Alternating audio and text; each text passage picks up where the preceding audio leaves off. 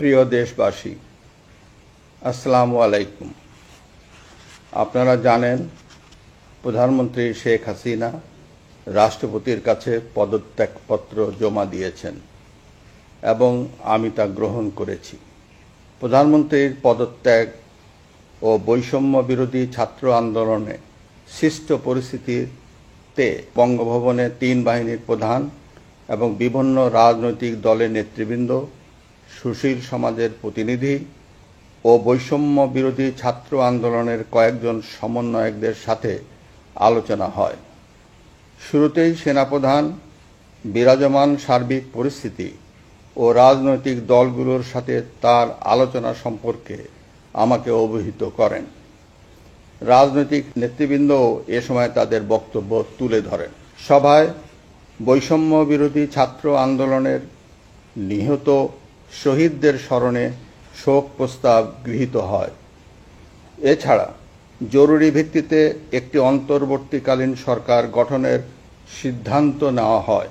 সকল দল ও অংশীজনদের সাথে আলোচনা করে গঠিত অন্তর্বর্তীকালীন সরকার যত দ্রুত সম্ভব নির্বাচনের ব্যবস্থা করবে।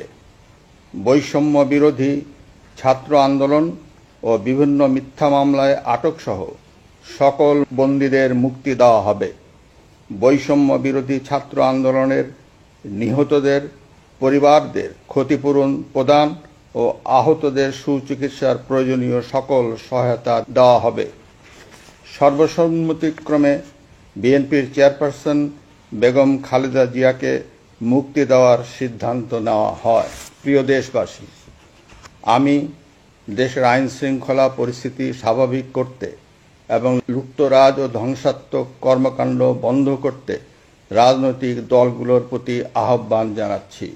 জনগণের জানমাল ও রাষ্ট্রীয় সম্পদ রক্ষায় সশস্ত্র বাহিনীকে কঠোর পদক্ষেপ নেওয়ার নির্দেশ প্রদান করছি। সাম্প্রদায়িক সম্প্রীতি ও সংখ্যালঘুদের নিরাপত্তা নিশ্চিত করতে এবং সরকারি সম্পত্তি রক্ষায় সকলকে এগিয়ে আসার আহ্বান জানাচ্ছি। দেশের অর্থনীতি, প্রশাসন ও শিল্প কলকারখানা চালু রাখার লক্ষ্যে সকলকে কার্যকর ভূমিকা রাখার আহ্বান জানাই। এছাড়া যারা হত্যা ও সহিংসতার সাথে জড়িত নিরপেক্ষ তদন্তের মাধ্যমে তাদেরকে আইনের আওতায় আনা হবে। গণপ্রজাতন্ত্রী বাংলাদেশের সংবিধান অনুযায়ী অনতিবিলম্বে বর্তমান সংসদ বিলুপ্ত করা হবে। দেশের সকল অফিস আদালত স্বাভাবিকভাবেই চলবে। প্রিয় দেশবাসী, আসুন আমরা দেশকে বাঁচাতে একযোগে কাজ করি। পারস্পরিক হিংসা বিদ্বেষ ভুলে ও প্রতিহিংসার ঊর্ধ্বে উঠে দেশকে এগিয়ে নিতে নিজ নিজ অবস্থান থেকে ভূমিকা রাখার জন্য আমি বিনয়ের সাথে আপনাদের প্রতি অনুরোধ করছি। একটি সুন্দর ও সোনালী ভবিষ্যতের প্রত্যাশায় আমরা এগিয়ে যাব ইনশাআল্লাহ।